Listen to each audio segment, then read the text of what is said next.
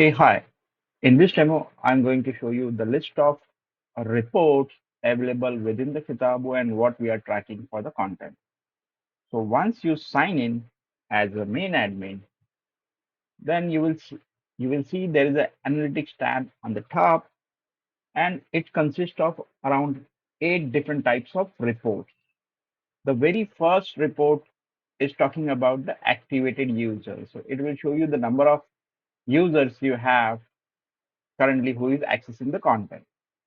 The second one is the licenses. How many licenses you are generated, out of them, how many you are distributed, and whether they are consumed or not consumed.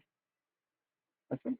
The third report is talks about out of your institute, like multiple institute account you created, who is accessing more. So you can see by time or by unique session wise as well. Which title performing best for this particular time range. You can change the time range also, and you can see the list of books which is performing best in terms of unique session or time spent by the users.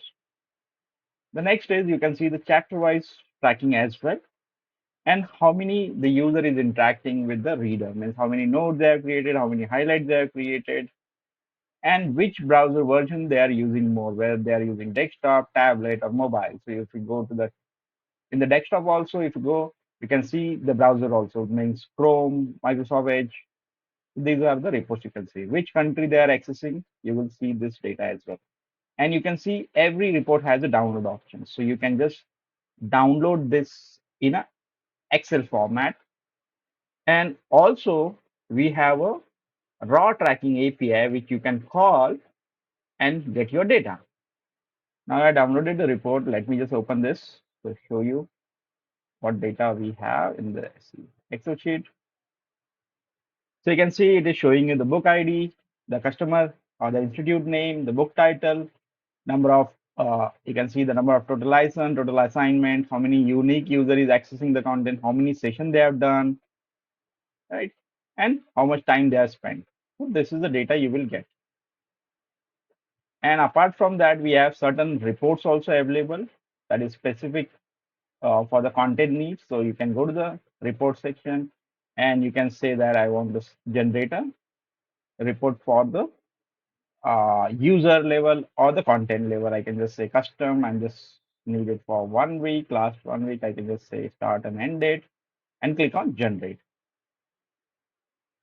So it is having different types of report available.